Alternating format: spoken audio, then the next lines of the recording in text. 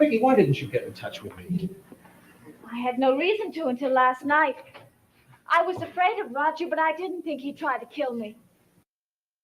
I mean, you thought he killed somebody else. I guess that is a different thing, right? Pushing Bill Malloy off the cliff because he's about to tell on you is different than killing the governess because she might know something about how you were involved in that sort of vaguely, circumstantially. That would be a leap, I guess. Well, hello there. I am Joel Sharpton, one half of the Articulate Coven, and this is my watch of the original supernatural soap opera, Dark Shadows. We're all the way up to episode 107, and we think this one's mostly going to be about this legal trouble that Roger now finds himself in. Will he actually be charged with anything? Will the sheriff maintain the openness of the Bill Malloy murder investigation?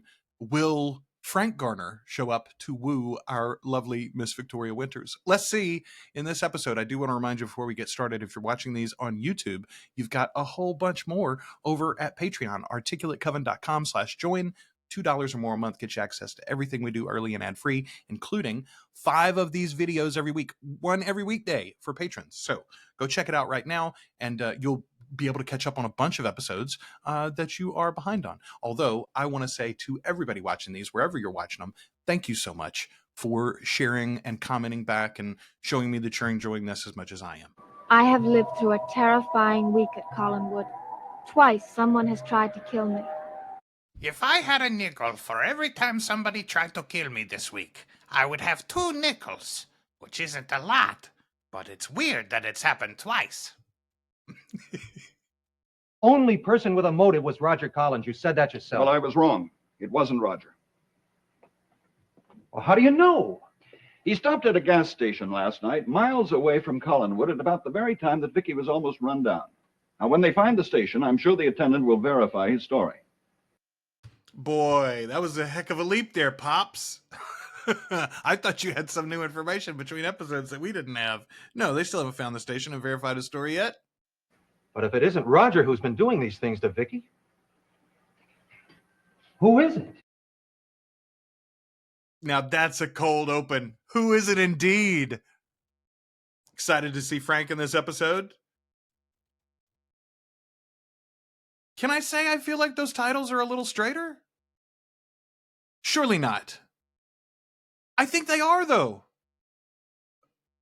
They're still not perfect, but I think they're straighter, y'all. That's amazing. Kudos to growth. I'd like to sit in on this too, Sheriff. I'm a friend of Vicky Winters. Well, I don't mind, so long as you keep quiet. It's a promise.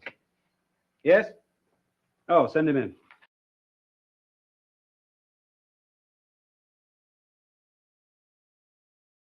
Look at Sam all cleaned up. All right. Sam, you're looking guilty now. Listen, nothing that happened at the Blue Whale last night had anything to do with the accident or so-called murder attempt or whatever you want to call it. All right. I'll just point out that Sam suddenly equivocates it and makes it an accident or a so-called murder attempt. Again, you're not looking innocent, Sam, and you know I think Roger did it, but come on. What time did you get home? Oh. Several hours later. You were down at the beach all that time? The ocean happened to be very beautiful last night. I could have stayed there all night. Well, did anyone see you? No. Samuel. You're making this hard, buddy. I like Vicky. We're good friends. She comes to our house occasionally. I even gave her a painting once. Now, what possible reason could I have for wanting to harm one hair on that girl's head? Sheriff, would you excuse me? Are you leaving already? For a while, I have some business to attend to. Going to Collinwood then. Excellent. So we'll get Vicky, I'm assuming, as our 5th here when he gets to Collinwood. But also, my guess is that Frank's got an idea there to exonerate Sam, honestly. I like that Frank has Vicky's best interest here. Like, yes, he works for the firm, and I am genuinely concerned that Papa is hiding some deep, dark secret that he's going to make Junior toe the line on. But I like that Vicky's got a defender, is my point.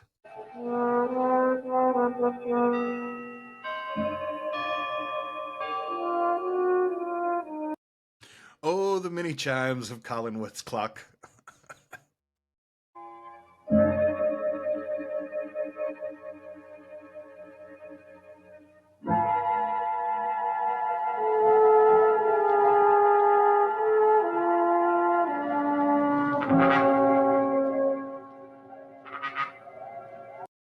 Boy, she's failing on one of her two orders there. She was ordered to stay in Collinwood and to stay with someone, to not be alone in Collinwood unless she was locked in her room, effectively. That's what the sheriff told her, and here she is wandering around the big gloomy mansion.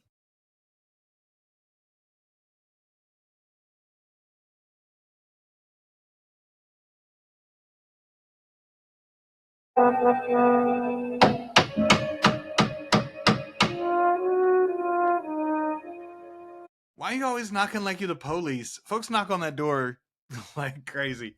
Man,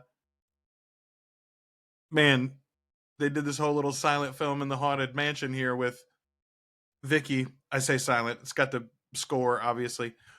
I would never leave a door open like that.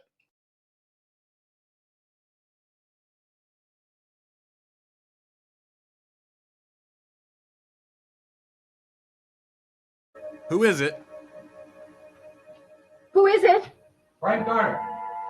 Oh, Frank. Vicky, why didn't you get in touch with me? I had no reason to until last night. I was afraid of Roger, but I didn't think he'd try to kill me. I mean, you thought he killed somebody else. I guess that is a different thing, right? Pushing Bill Malloy off the cliff because he's about to tell on you is different than killing the governess because she might know something about how you were involved in that sort of vaguely, circumstantially. That would be a leap, I guess. What person in this house would want to harm you? Roger. Discounting Roger. No one. Are you sure? Well, David's weird, but I certainly don't think he tried to kill me. David couldn't drive the car down the cliff. Sharlien and Mrs. Stoddard were very fond of each other. Are you? I mean, I feel that you are fond of them for sure. It's an unhealthy relationship from their side to yours, though, Vicky. Let's suppose that Devlin's theory is true. What does that have to do with last night? Now, Evans might have thought that you'd gotten hold of the truth somehow. That would give him a motive for wanting to kill you, Vicky. Well, he did seem strange. In fact, he acted as though I was keeping something from him that I knew about him. Well, what other information could you have had? None. Oh, but wait a minute. Now, somebody tried to get into my room last night, and that couldn't have been Sam Evans. He couldn't have gotten into the house. Yeah, I'd forgotten about that. Man, okay, I just have to say, bringing lawyers into a soap opera is such a brilliant contrivance. Like, you got these two characters now that can play this sort of scene with any character in the show effectively, and it makes total sense why they would interrogate out and like brainstorm, you know, any particular topic. You can get a ton of exposition out, but also like you can progress the story and add drama with just two people, and it doesn't seem fake or forced. It's brilliant. Roger and Evans were in cahoots 10 years ago. Wouldn't they still be in cahoots? What do you mean? Well, they would both want to keep you quiet for separate reasons. So Roger might have tried to break into your room, and Evans might have tried to run you down. I suppose it's possible. But I can't believe Mr. Evans would try to kill me. Maybe not. But we do know he had a motive. Boy, Frank gets right to work, don't he? Also, I love that he's just opening up to Vicky without concern for the fact that technically he is representing Roger Collins. This is a real problem for the board, I would imagine. the bar, I should say, not the board. I'm very glad you're here in Collinsport, Frank. I feel a lot safer. I'm glad to be here, Vicky. By the way, are you free for dinner tonight? Completely free. Good. I'll be back for you in about an hour, okay? All right. Bye. See you later. Bye. So a dinner date in tomorrow's episode. All right. Oh, boom. Where'd you come from, lady? We thought we were alone in the house, right? I mean, we know she never leaves, but still. And I looked in the closed-off section of the house, and he isn't there either. He must be outside. It's dark. I'm worried. He shouldn't be out there all by himself. I bet I know where he is. Where? He's probably gone to the old house to talk to some of his ghost friends. Would you mind going down there, Vicky? Of course not. Wait a minute. Before you go, I'll phone Matthew's cottage. He might be there.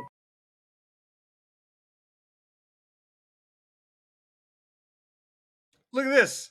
7 characters.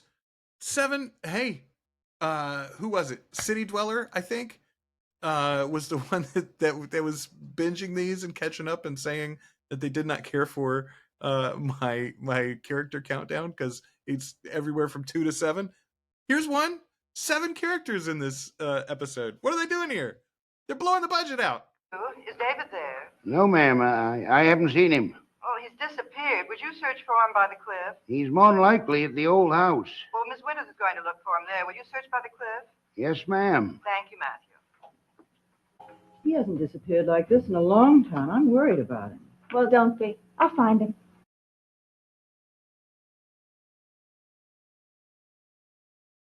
I just want to remind everybody, this is the same little boy that, like, very recently locked this woman into a room in the cut-off portion of the house for, like, a day or two. Sheriff, where's Sam Evans? I let him go. Why? He couldn't account for his whereabouts last night when Vicky was almost killed. Don't worry. We're keeping tabs on Mr. Evans. I just talked to Vicky Winters. I think you better get Sam Evans back in here. Why? He could have withheld information in that manslaughter case 10 years ago. He could have gotten the idea that Vicky knew about it. Frank, come here a minute. I want to talk to you. What is it, Dad? Listen, Hey, you're fouling our play. We fixed that case 10 years ago, and you're gonna screw this all up. daughter case. It's a dead issue, and Roger Collins was involved. I don't care about Roger Collins. I care about finding the person who's harmed Vicky. Look, Sheriff, if anyone thought that Vicky had information that was harmful to them, that would give them a motive for keeping her quiet. It's a lie. I am aware of the... Okay, I haven't really mentioned it, I don't think yet. The audio in this episode is terrible. This is one of those ones, I'm guessing, where the original, master was lost. It was recreated or something. But yeah, the audio in this one's really bad. Thank God for captions.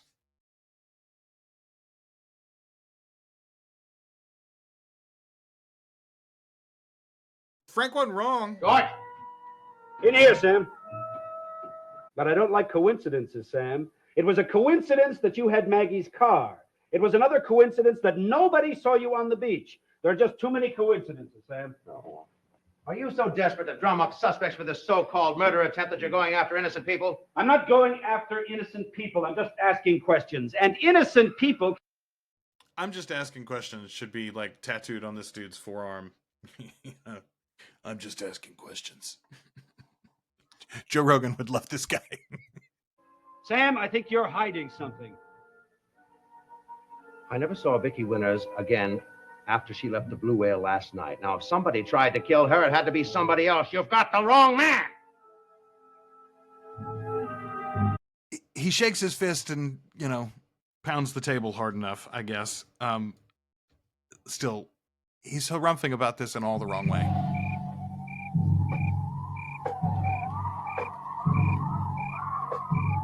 Now that's Matthew going up these steps, and he was told to go to the cliff.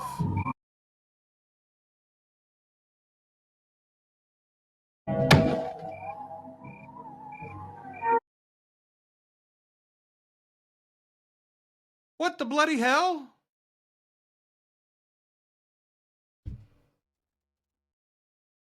Matthew's trying to kill her. Matthew, you dirty dog, you.